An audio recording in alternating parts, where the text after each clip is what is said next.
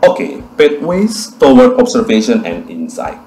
Tadi di segmen sebelumnya kita sudah bicara terkait proses design thinking. Nah, di proses design thinking yaitu proses pertama, inspiration. Proses inspiration ini itu adalah proses yang sangat-sangat penting. Kenapa? Karena di proses ini kita mengimplementasikan yang dinamakan aktivitas empati. Aktivitas empati adalah sebuah skills dari seorang entrepreneur. Bagaimana dia bisa merasakan apa yang dirasakan oleh orang lain. Maka, dalam konteks fase inspirasi, mengimplementasikan empati, maka hal yang paling harus dilakukan itu adalah terkait dengan observasi dan insight. So, seperti yang saya sampaikan tadi, ini adalah proses yang sangat penting untuk digunakan di fase inspirasi. Nah, ada dua cara yang atau teknik yang paling banyak digunakan oleh entrepreneur di fase inspirasi, yaitu observasi dan insight development. Jadi, melakukan yang namanya observasi dan kemudian mendapatkan insight dari hasil observasi tersebut. Nah, maka di dalam yang namanya observasi, ya, di dalam yang namanya observasi itu adalah proses ketika kita mengamati, mengawasi perilaku dan aktivitas dari usernya kita atau potensial customernya kita dalam konteks bisnis di lingkungannya mereka. Jadi, observasi itu adalah ketika kita secara spesifik dan secara dekat mengawasi dan mengamati apa yang menjadi perilaku dan aktivitas para user atau para customernya kita di lingkungannya mereka. Itu adalah observasi. Nah, sedangkan insight itu adalah proses bagaimana kita menginterpretasi observasinya kita tadi. Dan kemudian menciptakan pemahaman, ya, dari apa yang menjadi perilaku dan sikap yang dihasilkan dari setiap aktivitas dan tindakan yang dilakukan oleh para customers atau usersnya kita tadi. Nah, berbeda ya antara observasi dengan insight. Kadang-kadang ini disalahartikan atau disalah pengertikan ya. Ada salah mengerti terkait observasi dan insight, atau mungkin salah tempatnya. Observasi diartikan sebagai insight, insight diartikan sebagai observasi. Jadi sekali lagi saya ulangi. Observasi itu adalah proses ketika kita secara dekat mengamati, ya, mengawasi perilaku dan aktivitas dari user atau customernya kita di lingkungannya mereka.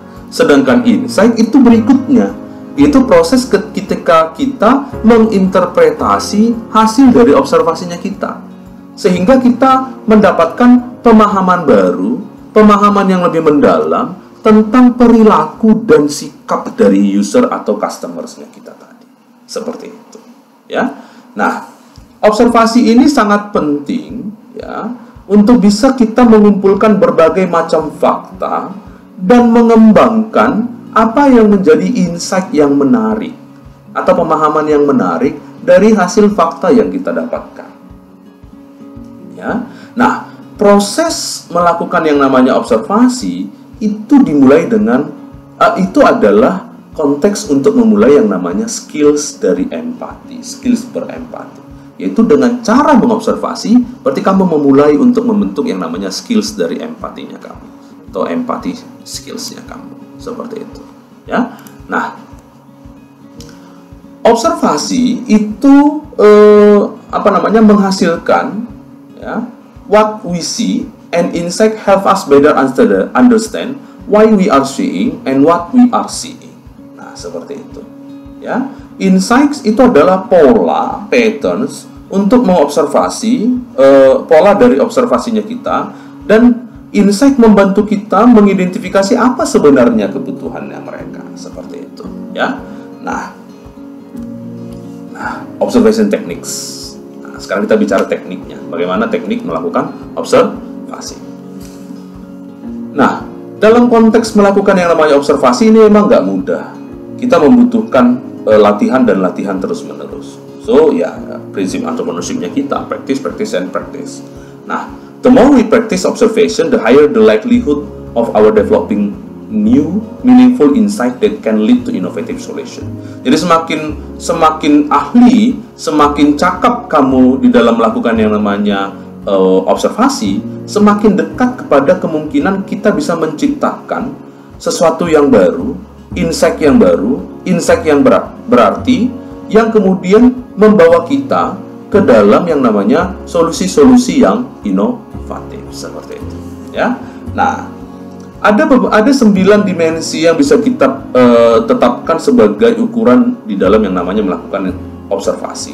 Yang pertama itu adalah space. Kita harus tentukan dulu tempatnya apa, tempatnya di mana, siapa orangnya, bagaimana aktivitas yang akan kita lakukan. Nanti di segmen berikutnya kita akan bahas ini bagaimana melakukannya.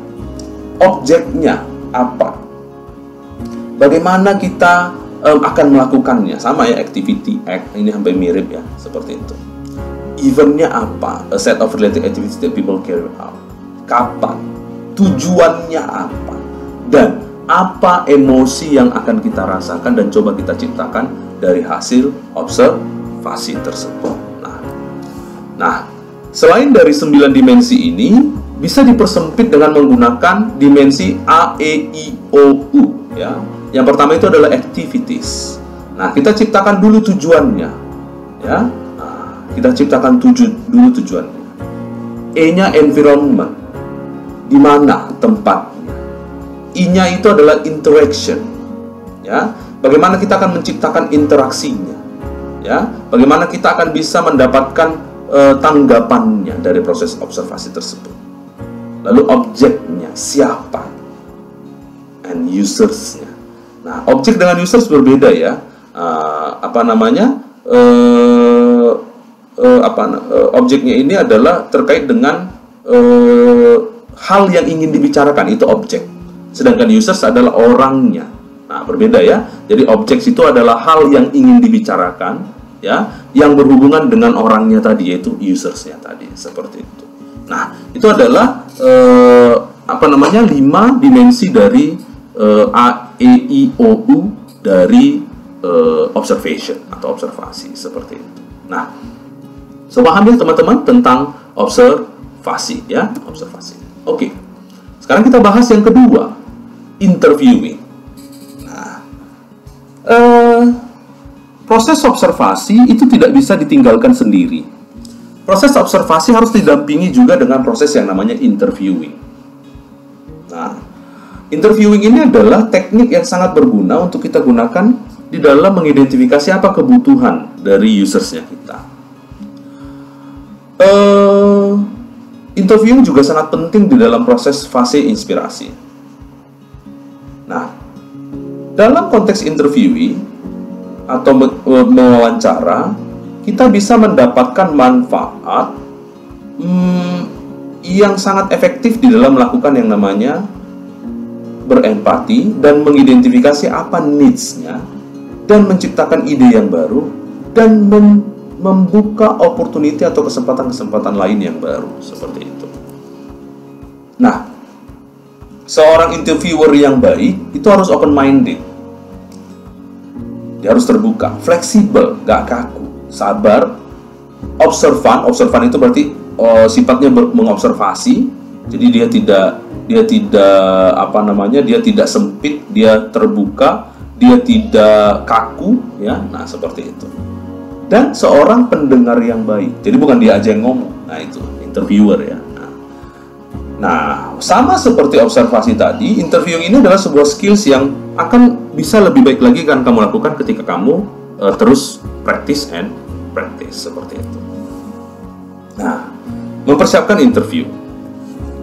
Hal pertama yang harus kamu siapkan di dalam aktivitas interview adalah memikirkan tentang siapa yang mau kita interview. Itu dulu. Siapa yang mau kita interview. Yang kedua, membuat draft aktivitas interviewnya kamu. Draft. Mungkin sekitar 4-5 kalimat. Nah, yang nanti draft dari aktivitas interviewnya kamu ini akan bisa memberikan pemahaman tentang apa intensi dan tujuannya kamu melakukan interview. Yang ketiga, mempersiapkan daftar pertanyaan. Nah, daftar pertanyaan ini kamu persiapkan untuk bisa mendapatkan informasi yang sebanyak mungkin dari orang yang kamu coba wawancarai, untuk bisa mendapatkan insight yang lebih banyak lagi. Nah, kalau boleh pertanyaan itu nggak panjang-panjang. Pertanyaannya itu cukup simple-simple saja, pendek, tetapi membuka wawasan baru. Pastikan kamu coba untuk mencatat semua apa hal yang kamu dapatkan dari proses interview.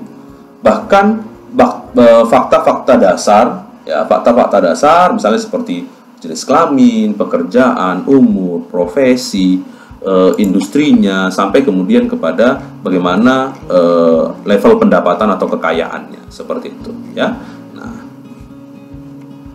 Nah, kadang-kadang kamu tidak perlu langsung mencari tahu, menanyakan, ya. Nah, kamu cukup melakukan pengamatan, ya, sudah, dan kemudian memberikan mungkin guesses, ya, reasonable guesses atas semua pertanyaan ini. Jadi boleh gak usah langsung ditanyakan, tetapi mengamatinya, seperti itu. Oke. Nah, teknik dari interview juga ada yang dinamakan sebagai peel the onion. Nah, dalam konteks interview ini, ya teman-teman, sebelum saya jelaskan tentang peel the onion ini, kamu juga harus bisa menciptakan proses interview itu yang tidak bertanya langsung. Ya, misalnya gini, ya, kita misalnya berbicara tentang food trucks. Kalau kamu tanya misalnya, apakah kamu suka food trucks? Nah, jawabannya langsung yes or no, kan?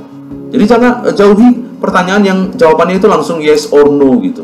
Jadi jangan langsung yes or no gitu, ya. Jauhi pertanyaan yang yes or no, ya. Itu. Ya, jadi jangan pakai pertanyaan yes or no. You need to minimize yes or no questions. Nah, tapi kamu harusnya boleh menggunakan pertanyaan yang menggiring dia, seperti itu, yang menggiring dia.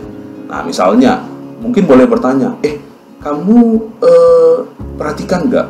Sekarang tuh makin banyak, ya, makanan food truck gitu. Nah, kemudian arahkan yang lain. Kira-kira apalah ya yang membuat food truck itu menarik? Nah, seperti itu, gitu, ya. Nah, kira-kira kenapa ya orang-orang suka beli dari food truck? Seperti itu. Nah, kira-kira pernah nggak punya mengalami pengalaman buruk membeli sesuatu dari food truck? Seperti itu. Nah, itu adalah yang kita sebut sebagai bertanya bukan yes or no. Nah, ya, tetapi lebih banyak mengeluarkan dan mencoba membongkar insight dari orang yang kita wawancarai, seperti itu. Nah, teknik interview peel the onion. Nah, ini adalah proses di mana kita melakukan proses interview itu dengan cara membuka step by step, ya, tahap demi tahap, layer demi layer, ya. Dimulai dengan cara men-challenge orang yang coba kita hadapi. Lalu kemudian lebih lanjut menggali lebih dalam dan memahami akar permasalahan dari si orang yang kita wawancarai. Nah, dalam konteks peeling the onion ini, itu kita melakukan pertanyaan-pertanyaan yang dimulai dengan kata why, kenapa, ya, katakan terkait ini, ya. Nah, dengan cara menanyakan why, itu membantu kita untuk bisa bertanya dan membantu kita memahami lebih dalam tentang orang yang kita wawancara. Nah, ini adalah peel the onion understanding, ya. Yang pertama, what challenges are they facing? Itu kita cari tahu dulu apa tantangan yang mereka hadapi. Nah, apa yang mereka bicarakan terkait itu? Apa yang mereka lakukan untuk menghadapinya, dan bagaimana, dan apa yang mereka rasakan, sampai kemudian emosi apa yang mereka kemudian yang kemudian mendorong mereka untuk melakukan sesuatu, seperti itu, ya. Nah, seperti itu, teman-teman. Nah, itu cara untuk mempersiapkan yang namanya interview, preparing for interview. Sekarang kita bicara tentang bagaimana melakukan interview. Nah, yang pertama, di dalam konteks melakukan interview, yang harus kamu lakukan itu adalah menentukan dulu tujuan dari interviewnya kamu. Jangan berangkat tanpa tujuan. Nah, seperti itu ya. Itu juga peribahasa Anonymous ya. Jangan berangkat tanpa tujuan. Nah, aturan dasar atau aturan yang paling penting di dalam proses interview adalah dengan secara aktif mendengarkan. Jadi jangan kamu yang paling banyak ngomong. Biarkan orang yang kamu wawancarai yang paling banyak ngomong. Jangan menginterupsi. Dan jangan coba menebak jawaban dia. Jadi jangan menginterupsi dan jangan coba menebak jawaban dia. Ingat, tujuannya kamu adalah belajar lebih banyak mungkin dari dia. Jadi kalau kamu sedikit disalahkan juga gak ada masalah. Yang penting kamu mendapatkan insight dari dia. Seperti itu. Fokusnya adalah kepada orangnya, bukan kepada kamu. Kamu adalah interviewernya. Nah, kamu mewawancara usernya, interviewee-nya kamu. Nah, dan dia adalah fokusnya kamu. Nah, akhirnya kamu harus bisa menyampaikan kata terima kasih, menyapanya kembali. Mungkin akan lebih baik juga kamu after the interview itu coba mencari tahu dan meminta kontak dari orang yang kamu interviewee, seperti itu, ya.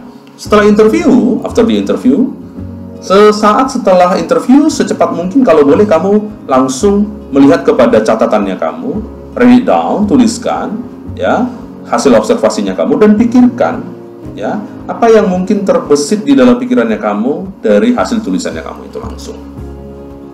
Dan kemudian coba untuk bisa menghasilkan dan menciptakan insight atau wawasan. Bahasa Indonesianya apa ya wawasan ya, insight ini ya. Insight ini ya masukan-masukan ya, atau pemahaman-pemahaman baru yang mungkin bisa kamu gunakan nanti untuk bisa merubah pertanyaannya kamu untuk bisa ke interview berikutnya, seperti itu ya. Nah, sehingga interview berikutnya bisa lebih baik lagi. Nah, ini yang kita sebut dengan proses reflection skills ya. Jadi dari apa yang kita lakukan sebelumnya, kita berkaca dan kita memperbaikinya ke depan, seperti itu. Nah, reflection ini sangat berguna membantu kita untuk bisa menghasilkan pemahaman yang baru, pemahaman yang lebih baik, sehingga kita tidak mengulangi kesalahan dari apa yang kita lakukan sebelumnya. Ya. Nah, seperti itu. Nah, kemudian pikirkan juga bahwa kita dalam konteks berefleksi kita bisa memperbaiki proses interviewnya kita, caranya kita, pertanyaannya kita dan lain sebagainya. Nah, ingat, practice makes perfect. Jadi harus bisa kita ulang dan pahami lebih banyak. Nah, itu teman-teman terkait dengan interview. Di segmen berikutnya saya akan bicara tentang empati dan bagaimana alternatif dari design thinking digunakan di seluruh dunia. Seperti itu.